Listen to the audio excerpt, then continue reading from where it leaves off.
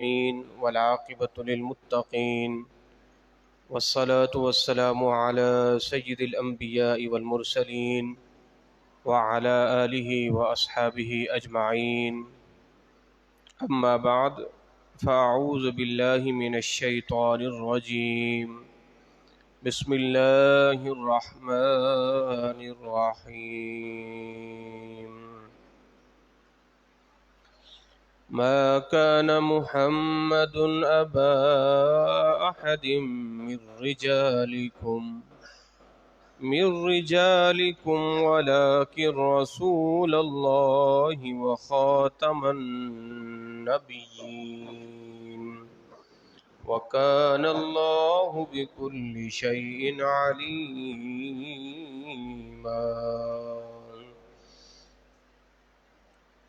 آمنت بالله صدق الله العظيم وصدق رسوله النبي الكريم الأمين ونحن على ذلك لمن الشاهدين والشاكرين والحمد لله رب العالمين. إن الله وملائكته يصلون على النبي يا أيها الذين آمنوا صلوا عليه وسلموا تسليما. اللهم صل على النبي الأمي وآله وأصحابه صلى الله عليه وسلم صلاة وسلاما عليك يا سيدي يا رسول الله. مولاي صل وسلم دائما أبدا على حبيبك خير الخلق كلهم. يا رب بالمصطفى بلغ مقاصدنا واغفر لنا ما مضى يا واسع الكرم. إلہی بحق بنی فاطمہ کے برقول ایمان کنی خاتمہ. اگر دعوت امرد کنی ور قبول منو دست و دامان آل رسول. الہی تو آساں کنی مشکلات تو فعل محمد علیہ الصلاۃ. حمد و ثنا کے بعد محترم و محتشم عزیزان گرامی قدر، بارگاہ رب العزت میں دعا گو ہوں پروردگار ہم تمام کی نماز جمعہ کی حاضری کو اپنی بارگاہ میں قبول اور منظور فرمائے. عزیزان گرامی قدر، آج 21 صفر المظفر ہے اور گزشتہ کل 20 صفر المظفر تھی.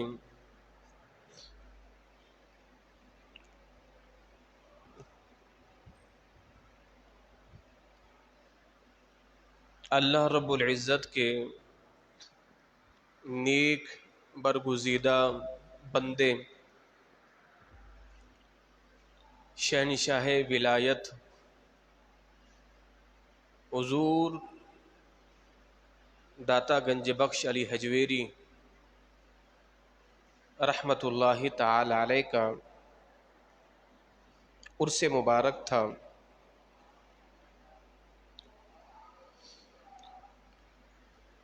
اس سرزمین پر کئی اولیاء کرام کا فیضان جاری اور ساری ہے.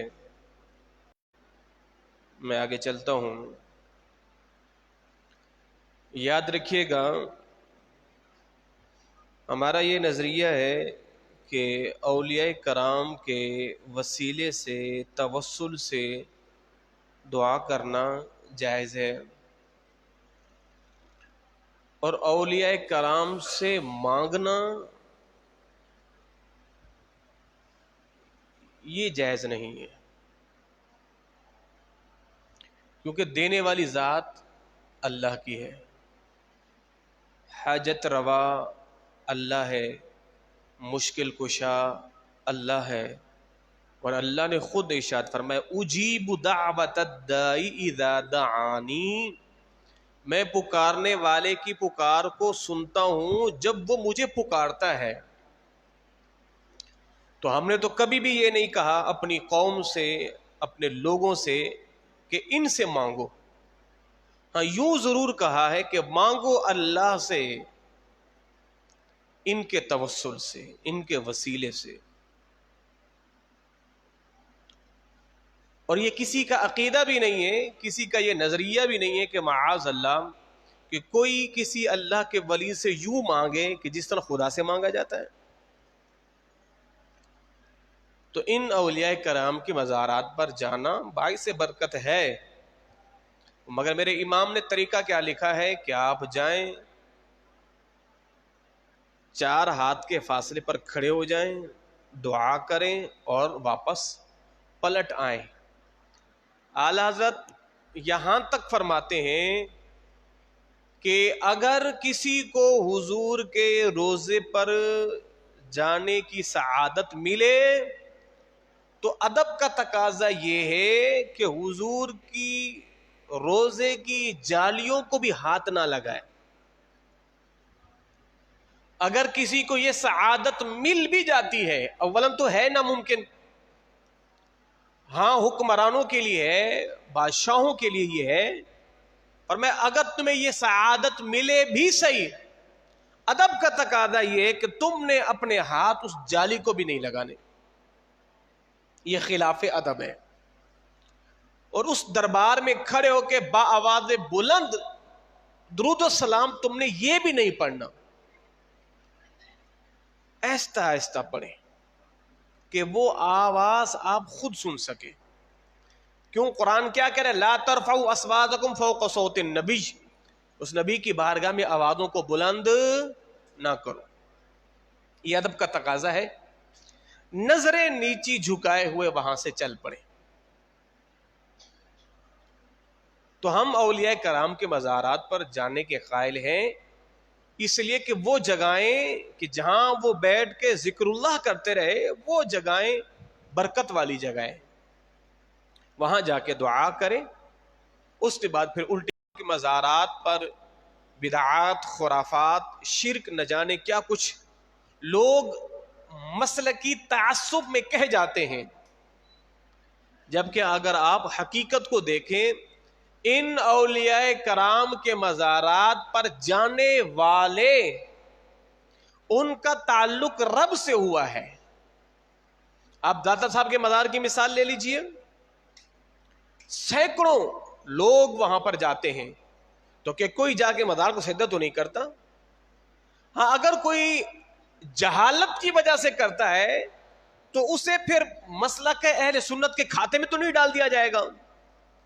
آپ کو بڑی حیرت کی بات ہوگی، حضور لال شہباد قلندر رحمت اللہ تعالی کے مزار پر طواف کیا جاتا ہے، وہ طواف کرنے والے ان کا تعلق تو مسلک اہل سنت سے بھی نہیں ہے، وہاں پر تو کئی ہندو آ کے طواف کر رہے ہوتے ہیں۔ اگر آپ تحقیق کریں تو وہاں پر آپ کو کئی ہندو نظر آئیں گے، مگر کیا ہے اسے مسلک اہل سنت کے کھاتے میں ڈال دیا گیا۔ لوگ وہاں پر آ کے سجدہ کر رہے ہوتے ہیں، مسلک اہل سنت کا کسی مسلک سے ان کا تعلق ہی نہیں ہے، اسے بھی مسلک اہل سنت کے کھاتے میں ڈال دیا جاتا ہے۔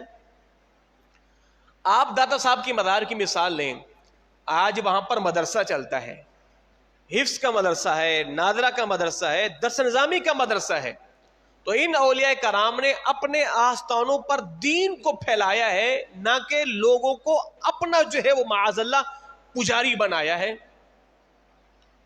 داتا صاحب کے مزار پہ رمضان مبارک میں سینکڑوں لوگ، ہزاروں لوگ اعتکاف کرتے ہیں، ہزاروں لوگ وہاں پر مسجد میں بیٹھ کے نماز پڑھتے ہیں، ہزاروں لوگ وہاں پر درس قرآن، درس حدیث کی محفل میں جاتے ہیں، ہزاروں بھوکے لوگ وہاں پر جا کے لنگر کھاتے ہیں، ہزاروں لوگوں کو وہاں سے توحید کا، رسالت کا علم ملتا ہے۔ معاذ اللہ وہاں پر کوئی شرک کی تعلیم تو نہیں دی جا رہی، یا حضور داتا صاحب یہ کہہ کے تو نہیں گئے تھے کہ میرے مزار پہ آ کے تم نے سجدہ کرنا ہے؟ تو یہ لوگوں کا فقط مسلکی تعصب ہے. بھائی ظاہر تعصب ہے نا، میں تجھے نہیں مانتا، تو مجھے نہیں مانتا، بس بات ختم. اگر آپ حقیقت کو دیکھیں، الحمدللہ ان مزارات اولیاء کرام پر لوگ جانے والے مشرک نہیں ہوتے، بدعتی نہیں ہوتے، معاذ اللہ ثم معاذ اللہ. اور پھر یہ کتنا بڑا بہتان ان اولیاء کرام کی ذات پر ہے کہ یہ خود جو ہے لوگوں کو اس کام میں لگا رہے ہیں. تو کیا تم اس الزام کا قیامت کے دن ان کا سامنا کر سکو گے؟ یہ بہت بڑی بے باکی ہے، بہت بڑی انتہا درجے کی دشمنی ہے. اللہ اکبر، اللہ اکبر. سیدی اعلی حضرت، میں اس پر گفتگو کرتا ہوں، مگر ایک بات ہمیں ہمارے مسلک اہل سنت نے سب سے زیادہ ہمیں ادب سکھایا ہے. میں آپ کو انشاءاللہ بتاؤں گا کہ اعلی حضرت کو جو اللہ نے اتنا بڑا مقام دیا کس وجہ سے دیا ہے، جس نتیجے پر میں پہنچا ہوں. تو حضور داتا گنج بخش علی حجویری رحمت اللہ تعالی علیہ کی ذات، آپ نور علم کو منور کرتے غزنی سے چلی تھی اور پاکستان کی سرزمین کا انتخاب ہوا، اور آج بھی آپ تہہ مزار لوگوں کو مستفیض کر رہے ہیں. جانے والوں کی اپنی عقیدتیں ہیں، مگر شریعت ہمیں یہ حکم نہیں دیتی. جب سیدی اعلی حضرت نے یہاں تک لکھ دیا ہے کہ حضور کے مزار پر بھی اگر کسی کو یہ سعادت ملے تو اسے بھی اجازت نہیں ہے کہ وہ مزار کی جالی کو ہاتھ لگائے. چہ جائے کہ آپ کسی اللہ والے کے مزار کو جا کے چومیں، ہاتھ لگائیں، بوسو کنار کریں یا سجدہ کریں، الامان حضرت، یہ تو بہت دور کی بات ہے.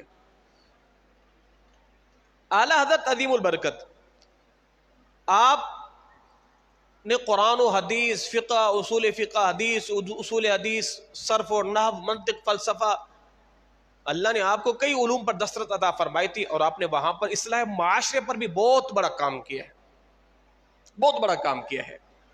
تو 20 صفر مظفر حضور داتا گنج بخش علی حجویری رحمت اللہ تعالی علیہ کا عرس مبارک تھا، اور جوق در جوق لوگ آپ کے عرس مبارک میں شریک ہوتے ہیں اور اسلام کا نور لے کے آتے ہیں. ہاں، آج کے مزارات جو دن دہاڑے بنائے جا رہے ہیں وہ ہمارے کھاتے میں نہ ڈالے جائیں. اور آپ کو بڑی مزے کی بات بتاؤں، آج اس دور میں نا مزارات کا جو تسلسل ہے وہ بڑھتا جا رہا ہے. یعنی اس دور میں اگر کوئی بھی شخص انتقال کرتا ہے، یا اس کی وضاقت داڑھی والی تھی، اس کی وضاقت کوئی پیر فقیر والی تھی، لوگ اس کا بھی مزار بنائے جا رہے ہیں، جبکہ یہ درست نہیں ہے. مزار انہی کا بنایا جائے جن کا مزار بننا ان کو سوٹ بھی کرتا ہے. آج آپ چلے جائیں، اگر آپ اسی قبرستان میں چلے جائیں یا کسی اور میں دیکھیں تو آپ کو کئی قبے، کئی کمرے، کئی وہ، جبکہ یہ زمین وقف کی ہوتی ہے، اور وقف کی زمین آپ کے لیے اتنی ہے جتنی ایک میت کے لیے ہوتی ہے، اس سے زیادہ زمین کو گھیرنا بھی ناجائز ہے. ہاں، اگر خریدنے والا معاملہ ہے تو وہ جائز ہے، مگر ایسی جگہوں پر حکومت کی طرف سے آپ کو اتنی خریدنے کی اجازت ہے جتنی ایک میت کے لیے ہوتی ہے، اس سے زیادہ آپ کو بھی اجازت نہیں ہے. ہاں، کسی کی ذاتی ملکیت ہے، وہ اگر جتنی بیچتا ہے آپ اتنی خرید سکتے ہیں، وہ آپ کے اختیار میں ہے. تو آج کیا ہو گیا؟ آج جناب عالی ہر ایک بندے کے مزارات بنے جا رہے. اب لوگوں نے ان مزارات کو دیکھ کر وہ جو حقیقی اولیاء اللہ تھے نا، ان کا مذاق اڑانا شروع کر دیا ہے. تو آج لوگوں نے ان 2 نمبر جاہل لوگوں کو دیکھ کے اولیاء کرام کا مذاق اڑانا شروع کر دیا ہے. خیر، بہرحال، من عاد لی ولی فقد آذنت بالحرب، حدیث قدسی ہے. اللہ فرماتے جس نے میرے ولی سے دشمنی کی، میں رب اس سے اعلان جنگ کرتا ہوں. اولیاء کرام سے دشمنی، اولیاء کرام کا بغض، یہ پھر بندے کو لے ڈوبتا ہے، یہ بندے کو لے ڈوبتا ہے. اور جو ادب امام عشق و محبت امام احمد رضا خان کو اللہ نے عطا کیا، خدا کی قسم کائنات میں سے چند ہی ایسے لوگ ہوتے ہیں رب جنہیں اتنا بڑا ادب عطا فرماتا ہے. اور انشاءاللہ اگر اللہ نے چاہا تو کل آپ تشریف لائیے گا. کل مسجد میں محفل بھی عرس اعلی حضرت عشاء کے بعد 9 بجے بیان شروع ہو جائے گا فکس. اور میں نے سوچا ہوا ہے کہ امام احمد رضا ادب مصطفیٰ، ادب قرآن ادب کتاب اللہ، ادب صحابہ، ادب اہل بیت، اس پر انشاءاللہ گفتگو ہوگی اور آپ اش کر اٹھیں گے کہ اللہ نے اتنا بڑا ادب امام احمد رضا کو عطا کیا، اتنا بڑا ادب۔ اب اندازہ لگائیں، اعلیٰ حضرت عظیم البرکت کے بھتیجے تھے مولانا حسین رضا خان رحمۃ اللہ تعالی علیہ، تو آپ کے پاس فتاوی جات آتے تھے تو آپ فرماتے تھے اپنے بھتیجے سے کہ آپ پڑھتے جائیں اور آپ اس کے جوابات لکھواتے رہتے تھے۔ تو ایک ایسا کارڈ آ گیا کہ جس پر لکھا ہوا تھا اللہ یا محمد یا احمد، آپ جلال میں آ گئے۔ فرمایا کہ میرا یہ انداز ہے ہی نہیں کہ کسی خط پر میں لفظ اللہ لکھوں یا محمد یا احمد لکھوں یا قرآن کی کوئی آیت لکھوں۔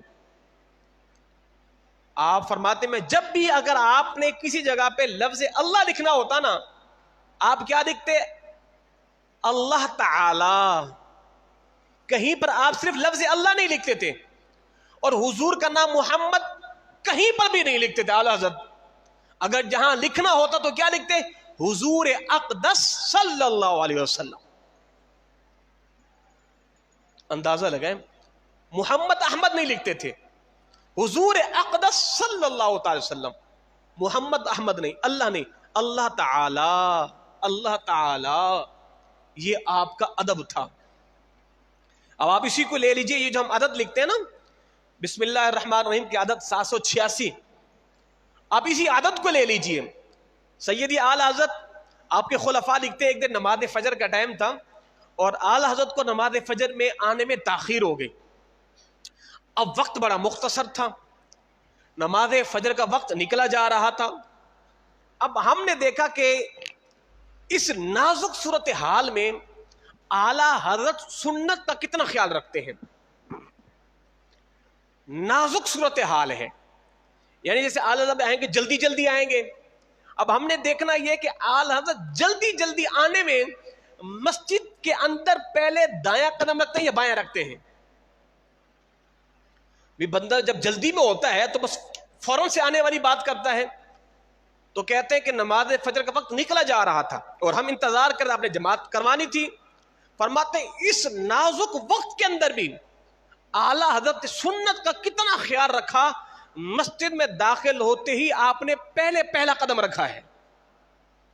ایسے وقت میں بندہ تو قدم کو رکھنا بھی بھول جاتا ہے، مگر اس وقت بھی سنت کا کتنا بڑا خیال رکھا ہے کہ پہلے مسجد میں پہلے دایاں قدم رکھا ہے، پھر بایاں قدم رکھا ہے۔ اور خالی مسجد نہیں، مسجد کے اندر پھر مسجد کے جب اندر آئے، اندر بھی اپنے پہلا قدم رکھا، دایاں قدم رکھا، اتنا خیال۔ اور آپ جب لکھا کرتے تھے نا 786، تو جب ہم لکھتے پہلے لکھتے 7 پھر 8 پھر 6 لکھتے ہیں، مگر اعلیٰ جب بھی لکھتے تھے پہلے لکھتے تھے 6 8 پھر 7 لکھتے تھے۔ پوچھا کہ حضرت یہ کیوں؟ فرمایا اس لیے کہ میرے مدنی آقا نے کیا فرمایا کہ ہر نیک برکت والے کام کو دائیں جانب سے شروع کیا کرو، تو اس لیے آپ پہلے 6 لکھتے پھر 8 پھر 7 لکھا کرتے تھے۔ یعنی اتنا ادب کا خیال کرتے تھے سیدی اعلیٰ حضرت۔ تو اعلیٰ حضرت عظیم البرکت کو اللہ نے جو اتنا بڑا مقام دیا ہے نا، خدا کی قسم میں اس نتیجے پر پہنچا ہوں، یہ فقط اللہ نے آپ کو آپ کے ادب کی وجہ سے دیا ہے، آپ کو آپ کے ادب کی وجہ سے ہے۔ اعلیٰ حضرت کے ہم عصر وہ علماء کہ جو دوسرے مسلک سے تعلق رکھتے تھے، جب دوران سبق سیدی اعلیٰ حضرت کا نام آتا تھا نا، تو آپ کا نام تعظیماً ادب کے ساتھ لیا کرتے تھے، تعظیماً ادب کے ساتھ۔ یہاں تک کہ دوسرے مسلک کے بڑے اکابر کہ جس پر میرے امام نے کفر کا فتویٰ لگایا، جب انہیں پتا چلا کہ سیدی اعلیٰ حضرت وصال فرما گئے ہیں، تو وہ بھی اٹھ کھڑے ہوئے اور انہیں بھی انا للہ و انا الیہ راجعون پڑھا۔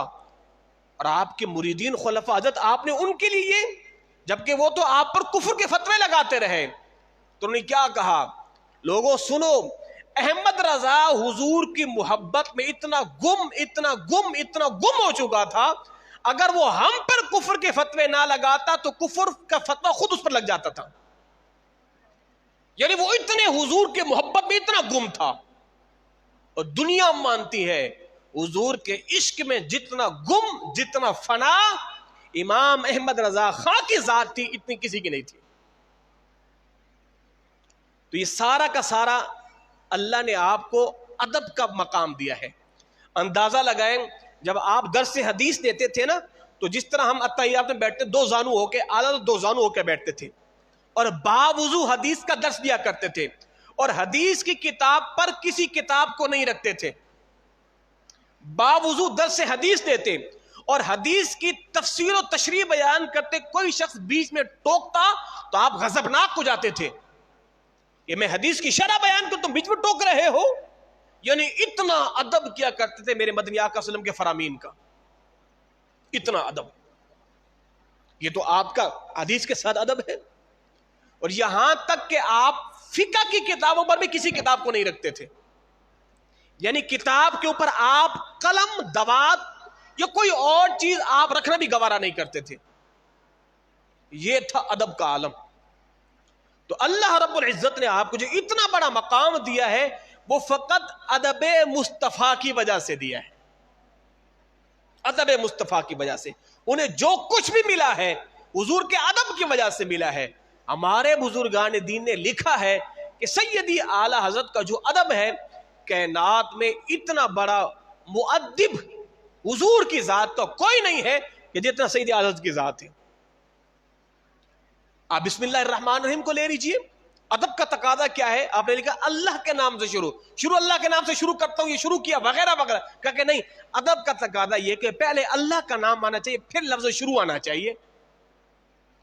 ادب کا تقاضا یہ ہے, پہلے کہو اللہ کے نام سے شروع اللہ کے نام سے میں نے شروع کیا وغیرہ وغیرہ. ہر ایک کے ہاں یہ ترجمہ ٹھیک ہے, مگر ادب کا مقام کیا ہے؟ فرماتے نہیں, پہلے لفظ اللہ آنا چاہیے, شروع میں لفظ اللہ ہو پھر اس کے بعد لفظ شروع آنا چاہیے. یہ ہے ادب کا مقام.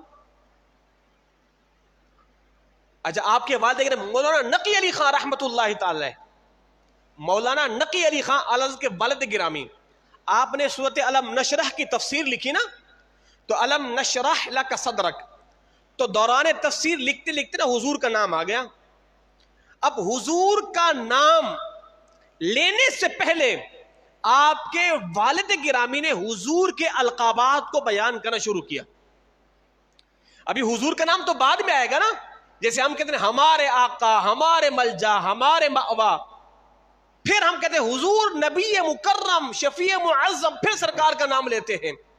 تو علم نشرح کی تفصیل لکھ رہے تھے آپ کے والد گرامی, حضور کا نام بعد میں تھا, آپ نے القابات گنوانا شروع کر دیے, گنواتے رہے یہاں تک کہ حضور کے 63 القابات گنوائے, پھر اس کے بعد حضور کا نام لکھا. اور فیض ملت حضور مفتی اعظم فیض احمد اویسی بہاولپور والی سرکار رحمت اللہ تعالی علیہ فرماتے ہیں, ان میں نے القابات کو جمع کیا, جمع کرنے کے بعد ایک کتاب مرتب کی, اس کتاب کا نام ہے عشق ہی عشق. فرماتے ہیں اس کتاب کو میں نے جمع کیا, اس کے اندر القابات حضور کے لکھے. فرماتے ہیں اس دور کی وہ 67 پیج پر مشتمل کتاب بنی کہ جس میں اعلی حضرت کے والد نے فقط حضور کے القابات بیان کروائے تھے. اندازہ لگا یار کیا ادب تھا, فقط حضور کے القابات پر 67 پیج پر مشتمل ایک کتاب بنی ہے. ابھی تو تفسیر تو رہنے تو وہ تو بعد میں آئے گی, فقط حضور کے القابات 67 پیج پر. یعنی یہ تھا ہمارے علماء کرام کا طریقہ. اسے آج لوگ کتنے بے باک ہیں. حضور کا نام محمد نے کہا لا حول ولا قوت الا. آج کیا فرماتے, حضور اقدس نے یہ فرمایا ہے, حضور اقدس نے. آج دنیا کو امام احمد رضا ان بد مذہبوں کو سمجھ نہیں آتے. اندازہ لگائیں, وہ بات میں سن کے پڑھ کے بڑا حیران ہو جاتا ہوں. کسی نے فقط اتنا پوچھا تھا اعلی حضرت سے کہ جناب وہ کتے کے جوٹے کا کیا حکم ہے؟ بھئی کتے کا جوٹا پاک ہے نہ پاک ہے, اس پر کوئی فقہی مسئلہ آپ نے بیان کرنا تھا. اب لکھنا تھا یہی کہ جناب کتے کے جوٹا نہ پاک ہے. مگر جب بات کتے کی آئی تو اس پر جواب دینے سے پہلے خود کیا لکھتے ہیں کہ میں حضور کے در کے کتوں میں سے ایک کتا امام احمد رضا یہ لکھتا ہوں. اندازہ لگے کس قدر عشق. شیخ صالح کمال رحمت اللہ تعالی فرماتے ہیں کہ اعلی حضرت مدینہ طیبہ میں تھے تو آپ بیمار ہو گئے, تو بیماری کے دن تھے تو آپ نے یہ تمنا کی کاش میری ایک نظر روزہ انور پر پڑ جائے اور پھر میری وفات ہو جائے، میری ایک نظر یہاں سے روزہ انور پر پڑ جائے اور پھر میری وفات ہو جائے۔ تو شیخ صالح کمال اور شیخ اسماعیل رحمہم اللہ تو دونوں بڑے متغیر، حضرت یہ کیوں کہہ رہے ہیں؟ بلکہ یوں کہو اللہ آپ کو در مصطفیٰ پہ لے جائے، حاضر ہوں پھر حاضر ہوں پھر حاضر ہوں، پھر مدینے میں رہیں اور پھر وفات پا جائیں۔ آپ ایک نظر کو تڑپ رہے ہیں، ہم تو یہ دعا کرتے ہیں حاضر ہوں پھر حاضر ہوں پھر حاضر ہوں اور پھر مدینے میں رہیں اور پھر مدینے میں آپ کا وصال ہو جائے۔ یہ ہے ادب مصطفیٰ، اللہ اکبر، یہ ہے ادب مصطفیٰ۔ تو سیدی اعلی حضرت امام عشق و محبت اعلی حضرت کوئی وہ مولوی نہیں ہے کہ جو لوگوں کی ہاں جمعرات کو جا کے فاتحہ پڑھ کے آ جاتے ہوں۔ اعلی حضرت ایک علم کے سمندر کا نام ہے، ہم ایسے تھوڑی اعلی حضرت کا نام جپے جا رہے ہیں۔ اور انشاءاللہ اگر اللہ نے کبھی موقع دیا تو پھر ہم آپ کو امام احمد رضا علم کے میدان میں آپ کو اللہ نے کیا مقام دیا ہے پھر سنیے گا، پھر اشش کر اٹھیں گے، اور کوئی بعید نہیں آپ پر حال بھی آ جائے گا، آپ پر ایک وجدی کیفیت طاری ہو جائے گی اگر آپ کو پتہ چل جائے امام احمد رضا کو اللہ نے علم کتنا عطا فرمایا ہے۔ فقہ کے میدان میں جب مسئلہ و مسائل پر آپ قلم چلاتے تھے تو اپنے دور کے بڑے بڑے جید علماء کرام جب آپ کے فتاوی جات کو پڑھتے تھے نا تو بے ساختہ کہہ اٹھتے تھے کہ اللہ اکبر، اتنی فقاہت، اتنی بڑی فقاہت، اور برجستہ کہہ اٹھتے تھے لوگوں اگر امام اعظم ابو حنیفہ کا زمانہ ہوتا اور امام احمد رضا ان کے زمانے میں ہوتا تو کہتے کوئی بعید نہیں ہے امام اعظم ابو حنیفہ امام احمد رضا کو اپنے صف اول کے شاگردوں میں بٹھاتے، صف اول کے شاگردوں میں بٹھاتے۔ پانی جس سے ہم وضو کرتے ہیں، غسل کرتے ہیں، اس کی 3 سے 4 اقسام بیان کی جاتی ہے نا، پاک ہو، پاک کرنے والا ہو، پاک ہو، مطہر تو مطہر نہ ہو، وغیرہ وغیرہ۔ 3 سے 4 قسمیں پانی کی ہے بس کہ جن سے وضو غسل کیا جا سکتا ہے، مگر امام احمد رضا کی تحقیق آپ فرماتے ہیں کم و بیش 150 پانی ایسے ہیں جن سے وضو کیا جا سکتا ہے۔ اگر بات کی جائے تیمم کی تو ہمارے یہاں پہ یہی ہے کہ جناب زمین سے یہ ہر وہ چیز کہ جو زمین کی جن سے ہے اس سے تیمم کرنا جائز ہے۔ امام احمد رضا نے کئی ایسی چیزیں گنوا دی ہیں کہ جن سے تیمم کرنا جائز ہے۔ یہ علم کے میدان کی چند ایک مثالیں ہیں۔ اور اگر حدیث لکھنے پر آئے، ایک حدیث کو کئی صحابہ کرام سے ترک بیان کرتے اور پھر اس حدیث کا حوالہ اتنا دیتے۔ آج آپ سوشل میڈیا کا دور ہے، کسی حدیث کا حوالہ تلاش کرنا بہت آسان ہے۔ مثال کے طور پر آپ نیٹ پر جائے کوئی حدیث لکھیں، اس حدیث کا حوالہ تلاش کریں تو آپ کو سینکڑوں کتابوں میں وہ حدیث مل جائے گی۔ سوشل میڈیا کا دور ہے، آپ کوئی حدیث جا کے لکھیں کہ یہ کس کس کتاب کے اندر ہے۔ آج تو ہمارے ایک عربی مکتبہ شاملہ بھی ہے، اس کے اندر آپ حدیث لکھیں 200 250 جتنی بھی احادیث کی کتب ہوگی نا سب کے اندر وہ حدیثوں کتابوں کا نام آ جائے گا۔ تو آسان دور ہے، مگر مشکل دور تو وہ تھا۔ امام احمد رضا عالم فرماتے ہیں کہ کم و بیش فقیر کے مطالعے کے اندر 50 احادیث طیبہ کی کتب ہمیشہ رہتی ہیں، 50 احادیث طیبہ کی کتب۔ اب ہم جیسے بندوں سے 2 حدیثوں کا بھی مطالعہ نہیں ہوتا، یعنی 50 احادیث طیبہ کی کتب مختلف، یعنی بخاری، مسلم، داؤد، نسائی، ابن ماجہ، یہ تو سیاست الگ ہے اور دیگر کتابیں بھی الگ، یعنی کم و بیش 50 سے زائد احادیث طیبہ کی کتب جو ہے آپ فرماتے ہیں ہمیشہ میرے مطالعے میں رہتی ہیں، میں پڑھتا رہتا ہوں۔ اور جب کوئی حدیث آپ کے سامنے پیش کی جاتی تو آپ برجستہ فرماتے کہ یہ حدیث فلاں کتاب کے فلاں صفحے پر فلاں پیج پر آپ کو مل جائے گی۔ جب حدیث لکھتے اور کہتے ہیں جناب یہ حدیث فلاں صحابی سے فلاں صحابی سے فلاں صحابی سے فلاں صحابی سے، کم و بیش 10 سے 15 صحابہ کرام کا نام گنواتے، اس حدیث کو فلاں نے بیان کیا، فلاں نے بیان کیا، فلاں نے بیان کیا، فلاں نے بیان کیا، اور یہ حدیث کم و بیش 40 کتابوں میں فلاں میں فلاں میں فلاں میں فلاں فلاں لکھی ہوئی ہے۔ اتنا بڑا علم، اتنا بڑا علم، تو اللہ نے کیسے عطا کیا ہے؟ ادب مصطفیٰ کی وجہ سے ملا ہے. اتنا بڑا خزانہ جو ملا ہے نا، ادب مصطفیٰ کی وجہ سے ملا. بس اللہ اکبر. اندازہ تو لگائیں آپ، لوگ حیران ہو جاتے ہیں آپ کے علمی مقام کو دیکھ کر. اور یہاں تک کہ اعلی حضرت کے دونوں قلم چلا کرتے تھے. اور بڑے مزے کی بات، اگر کوئی سوال نظم میں کرتا تو جواب بھی نظم میں ملتا، سوال کوئی نثر میں کرتا تو جواب بھی نثر میں ملتا. یعنی اگر کوئی سوال کرنے والا شعر و شعری کی شکل میں سوال کرتا تھا نا، تو آپ جواب بھی شعر و شعری کی شکل میں دیا کرتے تھے. سوال عربی میں، جواب عربی میں، سوال فارسی میں، جواب فارسی میں. یہاں تک کہ کئی فتاوی جات آسٹریلیا سے، امریکہ سے، افریقہ سے بھی سوالات آئے انگلش کے اندر، امام احمد رضا نے ان کا جواب انگریزی میں بھی دیا ہے. اللہ اکبر. ہندی میں سوال تو ہندی میں جواب، اردو میں سوال تو اردو میں جواب. جس زبان میں سوال کیا آپ نے ویسے جواب عطا فرمایا. اور آپ کے دونوں قلم چل رہے ہوتے تھے، دونوں قلم. آپ نے لاکھوں فتاوی دیے، لاکھوں فتاوی جات، مگر ظاہر اس زمانے کے اندر محفوظ کرنے کا کوئی طریقہ نہیں تھا. اس کے بعد جب آپ کے فتاوی جات کو محفوظ کیا گیا تو کم و بیش 30 جلدوں پر ایک فتاوی آپ کا مشتمل ہے. العطاء النبویہ فی فتاوی رضویہ، فتاوی رضویہ شریف 30 جلدوں پر مشتمل ہے، جس کے کم و بیش 22,000 صفحات پر مشتمل ہے یہ فتاوی. اللہ اکبر. تو اللہ نے علم کتنا عطا فرمایا تھا. اور پھر صدر الشریعہ بدر الطریقہ مفتی امجد علی آدمی رحمہ اللہ اور دیگر آپ کے خلفاء، ان کی یہ اصرار تھا کہ حضرت ہم چاہتے ہیں کہ آپ قرآن پاک کا ترجمہ کریں. آپ مصروف اتنے ہوتے تھے، فتاوی جات، مسئلہ مسائل لوگوں کے سننا سنانا، ہمیشہ اسی میں لگے رہتے تھے. تو پھر ان کی خواہش تھی کہ حضرت ہم چاہتے ہیں کہ آپ قرآن پاک کا ترجمہ بھی. اور آپ نے فی البدی، یعنی عصر سے مغرب کے درمیان آپ نے مکمل قرآن پاک کا ترجمہ تحریر کروایا ہے، املا کروایا ہے، جسے آج ہم کہتے ہیں کنز الایمان، ایمان کا خزانہ. ایمان کا خزانہ. اور آج بھی اس دور میں لوگوں نے کنز الایمان پہ اعتراضات کیے ہیں، بھی اعلیٰ اس کا ترجمہ یہ غلط کیا ہے، یہ غلط کیا ہے، یہ غلط کیا، یہ غلط کیا ہے. اللہ اکبر. عفریت من الجن انا آتیک بہ، جناب صلی اللہ علیہ وسلم کے پاس وہ جن آیا تھا نا، تو آپ نے فرمایا بھی تخت بلقیس کون لے کے آئے گا؟ تو سب سے پہلے ایک جن آیا تھا.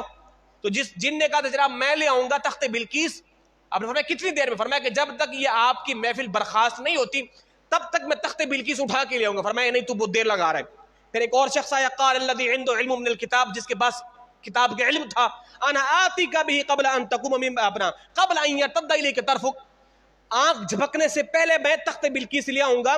تو وہ کون تھا؟ جناب سلیمان کا صحابی تھا، جسے اللہ نے کتاب کا علم، زبور کا علم دیا تھا. تو اس جن کو اعلیٰ حضرت نے ترجمے میں لکھا کہ اس خبیث نے کہا، خبیث جن نے کہا کہ میں تخت بلقیس لے آؤں گا جب تک محفل ختم نہیں ہو جاتی. اس دور میں کچھ لوگوں نے اعتراضات کیے کہ امام احمد رضا نے اس جن کو خبیث کہا ہے، اس جن کو خبیث کہا ہے. اور پھر ہمارے علماء نے جب اس کا جواب دیا، فرمایا کہ بدبختو، لفظ عفریت ہوتا ہی اس جن کے لیے استعمال ہو جو خبیث ہوتا ہے. لفظ عفریت جو ہے اس جن کو کہا جاتا ہے جو خبیث جن ہوتا ہے. یعنی اندازہ لگائیں، لوگوں نے اعتراض کر دیا، مگر علماء سنت کیسا جواب دیا. یعنی آپ نے یہ ترجمہ لکھوایا نا فی البدی، بغیر کسی کتابوں کے متعلق ہے، بغیر تفسیر کو سامنے رکھے، بغیر کسی ترجموں کے سامنے رکھے، فی البدی آپ نے کنز الایمان تحریر فرما دیا.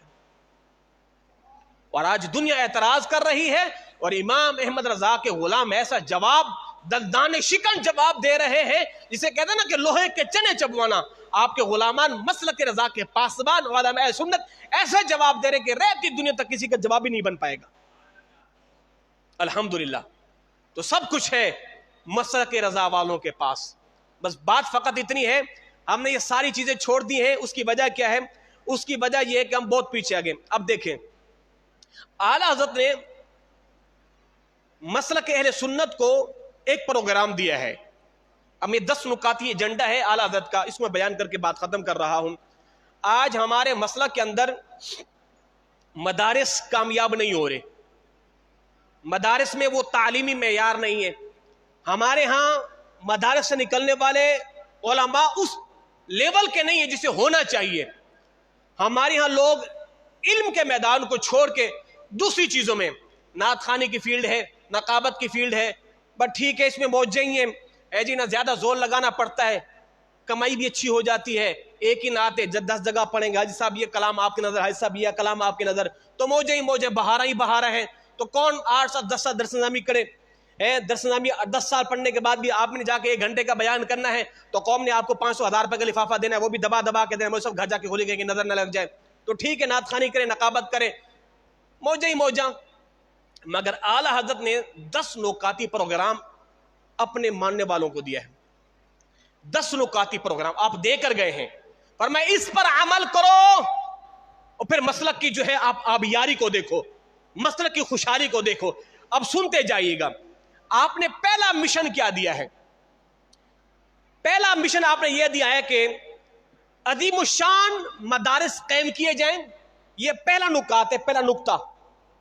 10 نکاتی پروگرام امام احمد رضا اپنے ماننے والوں کو دے کے گئے اور یہ 10 نکاتی پروگرام بالکل چھوڑ دیا ہے. اس کی وجہ آپ دیکھ سکتے ہیں. پہلا نکتہ کیا ہے؟ فرمایا کہ عظیم الشان مدارس قائم کیے جائیں جن میں باقاعدہ تعلیم کا بندوبست ہو. یہ پہلا نکتہ ہے. اللہ ماشاءاللہ آج مدارس تو ہے مگر کوئی ویران ہے، تو کوئی بس گنتی کے چند طلباء ہیں، کوئی سلسلہ ہی نہیں ہے. اور دوسرا نکتہ آپ نے کیا فرمایا؟ حصول علم دین کی غرض سے آنے والے طلباء کی حوصلہ افزائی کی جائے اور ان کے لیے اسکالرشپ کا اہتمام کیا جائے. دوسرا نکتہ یعنی جو طلباء آتے ہیں ان کی حوصلہ افزائی کی جائے، اسکالرشپ دی جائے تاکہ وہ دین کا علم اور حاصل کرے. اسکالرشپ تو ہے مگر دین کی تعلیم اسکالرشپ کہیں بھی نہیں ہے. اور تیسرا نکتہ آپ کیا فرماتے ہیں؟ مدرسین، قبلہ مفتی صاحب مدرسین کیا فرماتے ہیں؟ مدرسین یعنی اساتذہ کرام کی صلاحیتوں کو اور ان کی دینی خدمات کو پیش نظر رکھ کر انہیں اچھی سے اچھی سیلری دی جائے. اعلیٰ فرما رہے ہیں یعنی مدرسین کو اچھی سے اچھی سیلری، ان کو تنخواہ دی جائے تاکہ وہ دنیاوی معاملات سے بالکل بے خوف ہو کر لگ کر دین کا کام کریں. جس کو آپ نے تنخواہ 10,000 دینی ہے وہ تو نماز کے اندر بھی سوچے گا میں نے دوپہر کا کھانا کہاں سے کھانا ہے. یہ امام احمد رضا کہہ کے گئے ہیں. آج ہمارے ہاں درس نظامی ہو یا حفظ کے مدارس ہوں، جو ان کی تنخواہ ہوتی نا مہینے کی، وہ نعت خانوں کی 5 منٹ کی نوکری کا پیسہ ہے، وہ قوالوں کی 5 منٹ کی نوکری کا پیسہ ہے. جو علماء کی 1 مہینے کی تنخواہ ان نٹوں کی 5 منٹ کی گواہی کی تنخواہ ہے. مسلک کا بیڑا تو غرق ہونا تھا. پھر آپ نے تو کیا فرمایا؟ مدرسین کو اچھی سے اچھی تنخواہیں دو تاکہ وہ فکر معاش سے آزاد ہو کر اپنی پوری توجہ کے ساتھ تدریس پر فوکس کریں اور ایسے معمار تیار کریں، ایسے بچے تیار کریں جو معاشرے کی بھاگ دوڑ کو سنبھالیں. یہ تیسرا نکتہ تھا. اور چوتھا نکتہ کیا ہے؟ فرمایا کہ دوران تعلیم طلباء کی مزاج، دلچسپی اور صلاحیتوں کو پرکھا جائے. یعنی دوران تعلیم طلباء کو پرکھا جائے. اس بچے کی دلچسپی کس میں؟ تقریر میں، اس کو تقریر کے میدان میں ڈالو. یہ تصنیف میں، اس کو لکھنے کے کام میں ڈالو. یہ تبلیغ کے کام میں، اس کو تبلیغ کے کام میں ڈالو. بچوں کو یوں پرکھا جائے، جو جس میدان کا ہے اسے اس میدان میں ڈال دو. اور پانچواں نقطہ فرمایا کہ سند فراغت حاصل کرنے والے نوجوان علماء میں جو تقریر کی صلاحیت رکھتے ہیں انہیں تقریر کا میدان دو. اور چھٹا نقطہ آپ کیا فرماتے ہیں؟ عمدہ تحریر کی صلاحیت رکھنے والے، یعنی جو طلباء فارغ ہو چکے ہیں، لکھنا اچھا جانتے ہیں، ان کو واپس بلاؤ. مدرسوں میں تنخواہ نہیں ہے، یقین کریں ممبر پہ بیٹھو، میں کئی ایسے علماء کو جانتا ہوں بہترین قابل مدرس ہیں، کوئی رکشہ چلا رہا ہے، کوئی ٹیکسی چلا رہا ہے. اور کئی ایسے علماء ہیں جو چپلوں کی دکان پہ بیٹھ کے چپلیں بیچ رہے ہیں. یعنی قوم نے جن کی چپلوں کو سر میں رکھنا تھا اور وہ دکان سے چپلیں نکال کے لوگوں کو پاؤں میں پہنا رہے ہیں. یہ تو حال ہے. تو کیا فرمایا پھر آگے؟ کیا فرماتے ہیں؟ فرماتے ہیں علماء اہل سنت مفید کتب رسائل کو تحریر کر کے لوگوں تک پہنچائیں اور مسلک کا پیغام عام کریں. آج اس سوشل میڈیا میں جو مسلک کے رضا پر حملے کر رہے ہیں، بتائیں آپ کے کس کے گھر میں کتنی کتابیں پڑی ہوئی ہیں؟ آپ کے گھر میں کتنے رسائل پڑے ہوئے ہیں؟ آپ کے گھر میں کون سا ماہنامہ آتا ہے؟ آپ نے کس سنی عالم کی کتابوں کو پڑھا ہے؟ نہیں پڑھا نا. ہمیں اپنے عقائد کا پتہ بھی نہیں ہے، تو اس لیے ہماری بھولی بھالی عوام جلدی گمراہ ہو جاتی ہے. اور پھر آپ کیا فرماتے ہیں؟ بہت ساری چیزیں ہیں. اور پھر فرماتے ہیں عقائد و اعمال کی درستگی کے لیے ہفتہ واری مذہبی اخبار کا رسائل کا اجرا کیا جائے. ہفتہ واری لوگوں تک رسائل پہنچائیں، لوگوں تک اشتہارات پہنچائیں، لوگوں تک ایسے ایسے مسائل پہنچائیں. اور پھر آپ فرماتے ہیں کہ علماء کی ایسی ٹیم تیار کی جائے، ہر علاقے کی ایک ٹیم ہونی چاہیے علماء کی، تاکہ جہاں پر فتنے سر اٹھائیں اور وہ علماء کی ٹیم جا کے اس فتنے کو دبا دے. یہ 10 نکاتی پروگرام ہے. اگر اس پر ہماری عوام میں سنت تیار ہو جاتی ہے، اور پھر آپ دیکھیں مسلک کا کام کیسے ہوتا ہے، دین کا کام کیسے ہوتا ہے. یہ تو ہے میرے بھائیو، یہ وہ نکاتی پروگرام ہے جس کو ہم نے بالکل. یہ امام احمد رضا علماء کو اچھی تنخواہیں دو، طلباء کی دل جوئی کرو، ان کی حوصلہ افزائی کرو. اعلی حضرت کے پاس کئی ایسے طلباء پڑھتے تھے جن کا ان کے گھر کا خرچہ بھی آپ خود چلایا کرتے تھے. کئی ایسے طلباء تھے. فرماتا نہیں بیٹا تم پڑھو، تمہارے گھر کا خرچہ کیا ہے میں چلاؤں گا، تم پڑھو. امام اعظم ابو حنیفہ امام ابو یوسف کو اپنے پاس بٹھا کے پڑھایا نا، ان کے گھر کا خرچہ خود دیتے تھے. اور پھر امت کو کیسا امام دیا. اللہ اکبر اللہ اکبر. تو صاحبو یہ ہیں وہ حالات جس سے ہمارے مسلک کو نقصان ہو رہا ہے. آپ کسی بھی جا کے پوچھیں مسلک کا نام، جناب ہمیں تو کچھ پتہ ہی نہیں ہے. عقائد کا دفاع کرنا کسی کی بس کی بات ہی نہیں ہے. دشمن ایسے ایسے اعتراضات آپ کے چھکے چھوٹ جائیں گے. آپ رفع دین کو لے لیں. ایک بندہ جناب یہ دیکھو بخاری میں لکھا ہوا ہے حضور نے رفع دین کیا ہے. ہاں یہ بخاری میں، ٹھیک ہے کہاں سے میں بھی رفع دین کروں گا. کھڑا ہو گیا. تو نے پڑھا ہوتا تو تجھے پتا چلتا نا. ہمارے علماء نے تو کتابیں لکھ لکھ کر یارو کئی کے جلدوں پر کتابیں لکھ، ہمیں قوم نے پڑھا ہی نہیں ہے. دیکھو بھائی بخاری میں یہ لکھا ہوا ہے حضور نے فرمایا مردوں سے نہیں مانگا کرو قبر، ٹھیک ہے بات صحیح ختم. اللہ کا سلام. تم آئے ہو کبھی علماء کے پاس؟ جناب علامہ صاحب میں نے کتاب پڑھنی، مجھے اچھی سے موضوع پر کتاب بتائیں، میں نے مطالعہ کرنا ہے. قوم میں ذوق ہی نہیں ہے، قوم میں شوق ہی نہیں ہے. اچھا محافل میں علماء کو کتنا لوگ سنتے ہیں؟ چلیے مجھے یہ بتا دیجئے. ایک محفل میں میرا جانا ہوا، علامہ صاحب آپ نے صرف 10 منٹ بیان کرنا ہے. 10 منٹ یعنی میرے لیے 10 منٹ بیان ہے اور نعت خانوں کے لیے 2 گھنٹے بیان ہے. نعت خانوں کو 2 گھنٹے سن لیں گے اور علماء کو 10 منٹ بھی بڑی مشکل سے برداشت کریں گے. قوم کبھی سر کھجائے گی، کبھی ادھر دیکھے گی، کبھی ادھر دیکھے گی. یہ تو حال ہے. تم یوں کہو 2 گھنٹے آپ بیان کرو، 10 منٹ نعت خوانی ہوگی بس. ضرورت اس کی ہے یا اس کی ہے؟ اس لیے ہوشیار ہو جاؤ. میں نے یہ تیسرا جمعہ ہے، میں بار بار بیان کر رہا ہوں آپ کو، فتنے ایسے چڑھ کے آنے والے ہیں. مسلک کے اہل سنت کی طرف جڑ جائیں، اپنے عقائد مضبوط کریں اور کتابوں کا مطالعہ شروع کریں. آج سے بعد موبائل کے اندر سینکڑوں کتابیں پڑھا کریں، روزانہ کتابیں عقائد پر کتابیں پڑھیں اور مسلک رضا پر کتابیں پڑھیں، قرآن پڑھیں، ترجمے کے ساتھ حدیث پڑھیں، فقہ کی کتابیں پڑھیں. اپنے آپ کو مضبوط کریں، ان چیزوں سے مضبوط کریں. اگر آپ کو پڑھنا نہیں آتا تو آڈیو میں بھی کتابیں ہیں، آڈیو میں ہینڈ فری لگائیں، وہ کتابیں چلتی رہیں گے، وہ کتابیں سنیں. آپ 2 قدم آپ آگے بھی تو بڑھے نا. یہ تو میں آپ کا جمعے میں کبھی کبھار ایک صاحب کہنے لگے امام صاحب وقت، میں نے کہا ٹھیک ہے میں وقت لے لیتا ہوں، جمعے میں 2-3 منٹ آپ کا لے ہی جاتا ہوں. کیا کروں، تم آتے ہی نہیں ہو، مجھ کو لینا پڑتا ہے ٹائم. یہ باتیں میں آپ کے گھر تک آ کے بیان تو نہیں کر سکتا. صاحب یہ کام آپ نے کرنا ہے تو ٹھیک ہے آپ کے 2-3 منٹ میں زیادہ لے لیتا ہوں. لوگوں کے فتنے کا خوف نہیں ہے تو میں آدھا گھنٹہ بھی لے جاتا. بیان کرنا ہوتا ہے، کیا کریں. اللہ رب العزت مسلک رضا کی حفاظت فرمائے. بولے آمین. مسلک رضا سے جڑے رہنا ہے. کوئی بھی اعتراض ہو آپ نے علماء کی طرف ضرور رجوع کرنا ہے، ضرور رجوع کرنا ہے. بغیر علماء کے پوچھے آپ نے کسی کی بات پر یقین نہیں کرنا. رہے گا یوں ہی ان کا چرچا رہے گا، پڑے خاک ہو جائیں جل جانے والے. ہما علیہ الا البلاغ المبین.